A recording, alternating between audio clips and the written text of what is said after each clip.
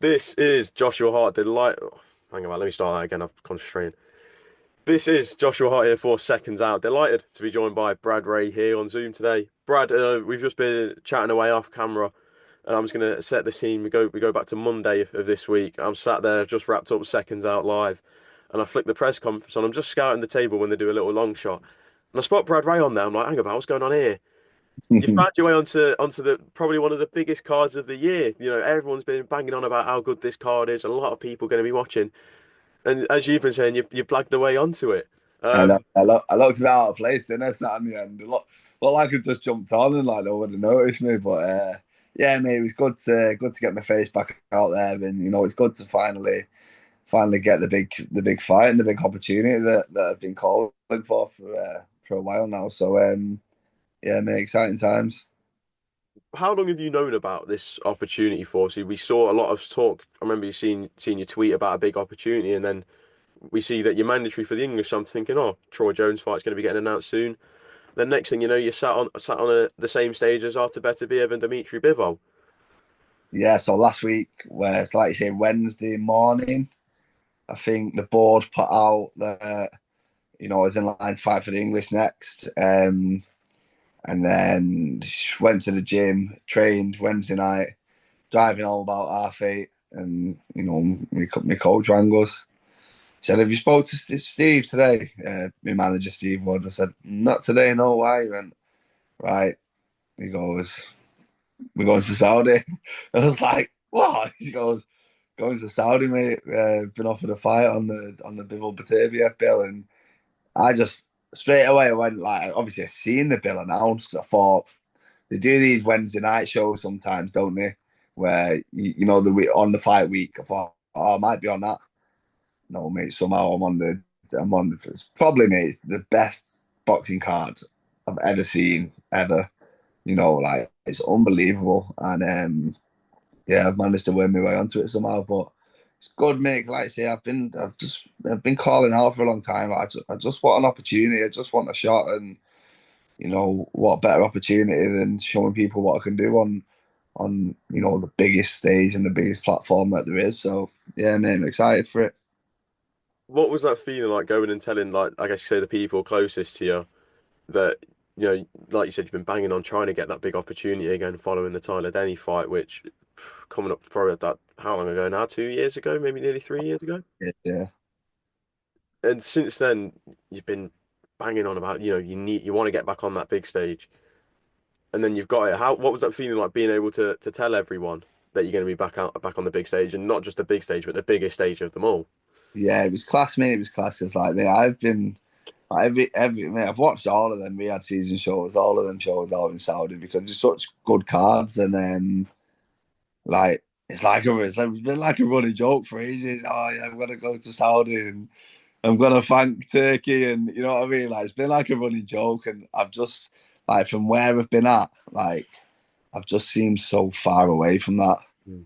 Like you know what I mean. Like I've been fighting in Blackpool at the Winter Gardens, and you know what I mean. Like Kingdom Arena in Saudi. Like it's a world, absolute world apart. But mate, this is like the kind of stage like I want to be on is where I feel I belong, and it's where like I say that now, and people are probably thinking, mate, been on smaller shows, you got beat by a middleweight, this and that, but like give me a few fights at the level that I want to get in at, and I'm gonna show people what I can do now. I've been working hard for 2 years, and I've got my new team around me, and I just think people are maybe, I'm not the same fighter I was. I'm not the same fighter I was. And, if these are looking at my old fights, the Denny fight and fights before that, and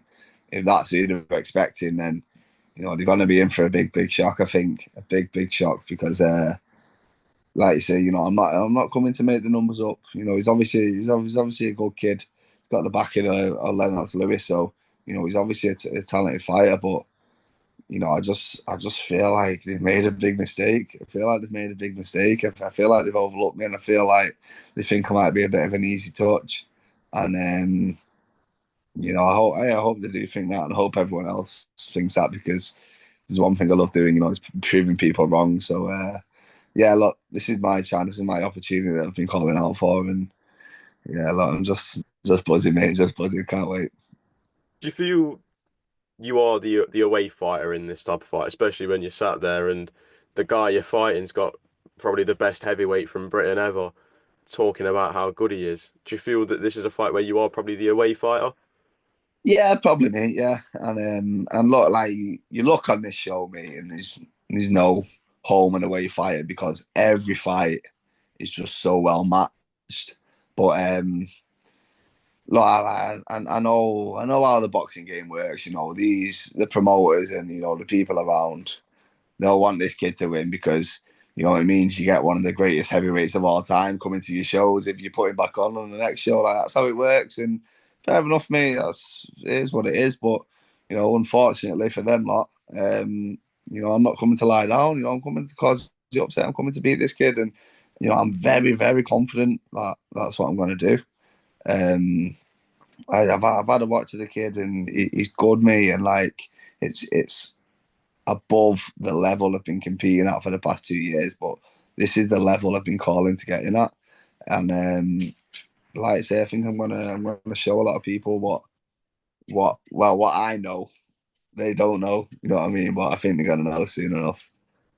How much do you know about your opponent? I've just had to quickly check mid-interview what his name is again, so I couldn't quite remember. But Constantino Nanga, how much do you know about Constantino?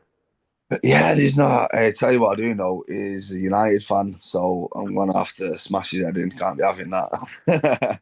But there's not loads of footage of him about there. No, he's had professional kickboxing fights. I think he's 12-0 as a pro, 8 knockouts. Big, light heavyweight. But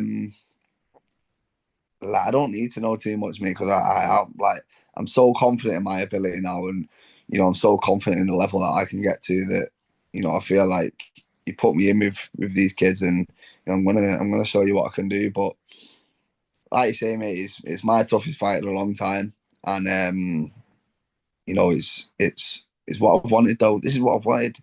I want to be in these fights, and yeah, like you say, he's clearly a very good kid, or you wouldn't have a fighter like Lennox Lewis in your corner. But yeah, that means nothing to me at the end of the day. I'm not fighting Lennox Lewis. You know, um, so I'd go whatever he brings, whatever he offers. I've just got to be able to deal with that, and I feel like I'm going to do that. And I think it's probably maybe a good thing that you aren't fighting Lennox Lewis because I think even at this Yeah, stage, worth that, mate. I don't want to be fighting him. but no, let's just set the scene. Let's throw Yeah, my dog forward. trying to Uh, get in on the interview. should we ask the dog? How's the dog feeling that you're out to Saudi? Is the dog buzzing as well? The dogs are buzzing. I'm gonna get them loads of new toys, and gonna get them like a few like little chews and stuff. I'm gonna spend all my Saudi money on the dogs, actually. Yeah, Fair enough. Very, very fair. Um, let's just think forward now to the fight week itself.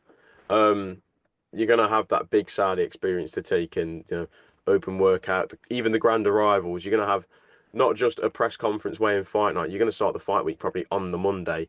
It's gonna be a long week, but on the 22nd of February in Riyadh, when you get in that ring, how are you gonna remind the fans what you're really about? I'm gonna do what I do best, and I'm gonna put on a show. And no matter what with me, like I'm. It's one thing that I'm always entertaining. I always put on a show, whether it's knockouts, whether it's great fights, whether it's round of the years or whatever. That's me. I always bring entertainment, and that's what I plan on doing on this big stage. And I'm gonna catch the eye of a few people, and that's what it's all about on this stage. I want to be getting invited back to these types of events. I want these Riyadh season shows. I want, if there's a spare space, I'll put that kid back on me. He had a great fight last time. Or he scored a great upset knockout. You know what I mean? Like, that's what I want. So I've got to make a bit of a statement, and I've got to on a show full of some of the best fighters in the world. I've got to somehow try and stand out and seal the show. And yeah. it's a big ask, but hey, I'm up for it. Just so obviously sticking on February 22nd, but looking around the card, I think it's only right that we talk about the top of the bill. I remember talking to you about this before the first fight, Artur Beterbiev versus Dmitry Bivol. Um, and we were all in this predicament of we just simply couldn't split them. We couldn't decide who was going to win. We see the 12 rounds that they shared back in October, and we've not got one step closer to making a judgment on who we think is going to win because of how close that fight was. But after seeing the 12 rounds that they did share back in October last year, how do you see this rematch playing out at the top of the bill? I think it's going to be pretty similar again. I think it's going to be a Beterbiev points win. 2, 3, 4 rounds maybe. And I think the difference might be that Beterbiev might put his foot on the gas a little bit earlier this time, a few rounds earlier. And I think you just can't keep that man off. Like you just catch 12 rounds to keep him off, it's impossible. So I just think if he puts his foot on the gas a little bit earlier, we might see Bivol slow a little bit earlier. And like you say, he's great on his feet, Bivol. So I think he'll get the rounds out. Um, or if he really applies the pressure, it could be a late stoppage. But I think Bivol will get the rounds out. But I think Beterbiev again will nick it by a couple of rounds in a close fight. I can see Bivol getting a lot of the early rounds again. But yeah, mate, can't wait for that. Can't wait for it. Can't wait to be there in the flesh watching it. Hopefully, get started some good seats out. Hopefully you do. Just sticking with that fight, um, I've heard some people say Dmitry Bivol may need to, I guess, apply the pressure a bit more, and a lot of people say that the falling point of him was in those championship rounds. Do you believe if Bivol puts on the similar display but continues it through the championship rounds, that we could see revenge instead of repeat? Yeah, but I think that's a big if. I just don't think when you've got a fighter like Beterbiev in front of you, he's making you work when you don't want to, and like you've got to be extremely fit to be able to do what Bivol did for the early rounds into the championship rounds. And I don't know if any light heavyweight in the world can do that with Beterbiev walking at you. Um, he doesn't look like he has the power to kind of hurt him and to gain his respect. So he will just keep coming. And I just think, like I say, I think if he puts his foot on the gas a little bit earlier, I think Bivol will slow down a little bit earlier. Another big light heavyweight fight on the card and a domestic fight as well. We see Joshua Buatsi versus Callum Smith for the WBO interim world title. How do you see that fight unfolding between the two Brits? Yeah, no, it's a great fight. It's a great fight. No, I'm a big Callum Smith fan. I've been a big Callum Smith fan since I was about 15, 16 years old. Um, so I've got to back my man Callum here. Can't go against him. But I think we've seen him have the losses against Canelo and against Beterbiev, and they're elite fighters. These are two of the best in the world. Um, and like, but that's an elite fighter. But I think if Callum has a percentage left of what he was, I think we could see him catching Buatsi and maybe hurting Buatsi. We've not really seen Buatsi in that position. So it'll be interesting to see kind of how he deals with that, because he's a monster puncher, Callum, and it's the shots that you don't see coming. Is when you're trying to land the shot, and then next thing you know, boom, then just little catch counters come in, and I do think we'll see Buatsi maybe hurt some, maybe down off a shot, and like you say, it'll be interesting to see, how he comes back from that. A lot of people have been questioning what Callum Smith has left, especially in the two defeats, and a lot of people thought he was going to retire after the Beterbiev defeat, but he has come back. Do you feel that there is enough left in the tank for him? Well, I don't know. I guess only Callum knows that. It's hard for a fighter, and I think a lot of fighters we've seen over the years where you think you've got it left in the tank, and then you realise round 6 of a tough fight that you don't. You know what I mean? And maybe he believes he has. and I guess that's all that matters. But there's no one knows better than the fighter really, and his team around him. And if they seem to believe that they can win a world title, so who am I to say that he's not got anything left in the tank? Just moving away from this card, but I mean, I think whenever we talk about a fight now, it's got the involvement of Turki Al-Sheikhi. He's the man putting on all the big fights at this point. Um, we've seen the announcement this week of Conor Benn versus Chris Eubank Jr. A 2 year slog trying to get this fight done. I've been saying this to everyone, but as a reporter, I feel like a broken record at times, just constantly talking about the negotiations. But it's signed, sealed, delivered, April 26th at the Tottenham Hotspur Stadium. How do you see that fight going out, playing out? What weight's it at? Middleweight at it's at 160, but there's a rehydration clause as well. See the tough one because the little terms and conditions, the small prints, they make a big difference. And I think the fact that you need to put these things in to kind of level the playing field and make it a sellable fight, it shows that it's a fight that doesn't really need to be made. Then, for me, like obviously, I get it. There's a lot of money on the line, and they obviously both want to fight each other. But if you have to put a rehydration clause in, or you have to do like for a fight, then there's better fights for you out there. It's a tough one with the rehydration clause.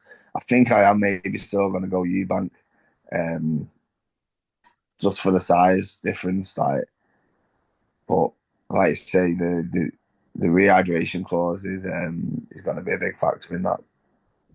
I think the rehydration clause is set at £170, so there's £10 Eubank can cut on between the weigh in and then the next morning when he has to go and do a follow up weigh in. Do you feel that the £10 is a bit giving him a bit more leeway, I guess you could say? Maybe yeah, but it's not loads for a fighter who cuts a lot of weight. That it's not loads, especially in the amount of time. But like you say, you will see. I think maybe when you see him on the scales, I think he'll because obviously he'd done the last time they were supposed to fight, he still made the weight, didn't he? The 157 whatever it was, and he didn't look the best. He didn't look the best doing it. But again, that is probably just doing it out of stubbornness because just to prove that he could have done it. Maybe at the 160 and with a rehydration clause, maybe I'll have a little bit more leeway. And then my last big talking point, on Monday, obviously, we had your big press conference, but unfortunately, the headlines were stolen by a man who wasn't even in attendance and not involved in the February 22nd card as Tyson Fury announced his retirement from professional boxing. Um, we've seen this before with Tyson Fury. I think this is his fourth or fifth retirement now, but there's a bit more sense of realism in this one, in my opinion, anyway. What do you make of Tyson Fury calling it a day on his career? I don't know. I mean, I think we'll see him in the ring again. I think we'll see him in the ring again. I just think that AJ fight is it's too big not to happen. And he's shown obviously he's me elite fighter, one of the best ever. And like he's gone nip and tuck with him twice. He seems to think he's done enough to win. Like I had him just losing, but it was a close fight. It was a close fight, and with like you've got Turkey making these fights now. There's no reason why that fight should have happened. Warren and Hearn are working together. There's no reason, not to make that fight anymore. The money will be put up, and yeah, I think down the line, I think we'll see them two in the ring together. But you never know. Like you were just saying, only a fighter knows how much he's got left to give, and Tyson's give a lot to the sport over the years, and maybe he just thinks, you know what, it is my time. I've done everything I kind of wanted to do. The AJ fight will be just a big money fight and a bit of bragging rights, and you know what I mean. He doesn't have anything left to prove. Tyson, he's won everything. He's been in there with the best, and it is. It'll be sad if that fight doesn't happen. Two of the best heavyweights we've ever had, and who've been active at the same time. And And if it does happen, it is probably a little bit of a Mayweather Pacquiao. It happened too late, but like you say, that's just a game we're in, the business side of things. I hope we see him back in the ring, and I hope it is the AJ fight, and then I hope after that, they both call it a day because they both had great careers. How would you see the fight with Anthony Joshua playing out if it is to get made?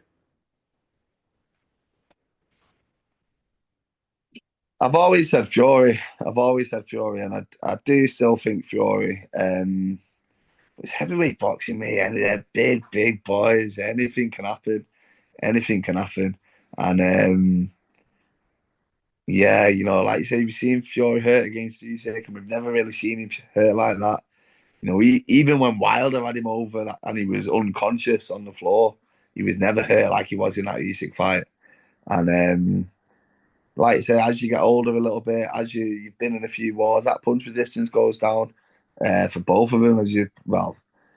Can't say punch resistance has gone down if Dubois is knocking you down because he's a big boy. But yeah, it could make for a bit more of an entertaining fight. We could see them both on the deck. But yeah, I've got to stick with Fury for that one, I think.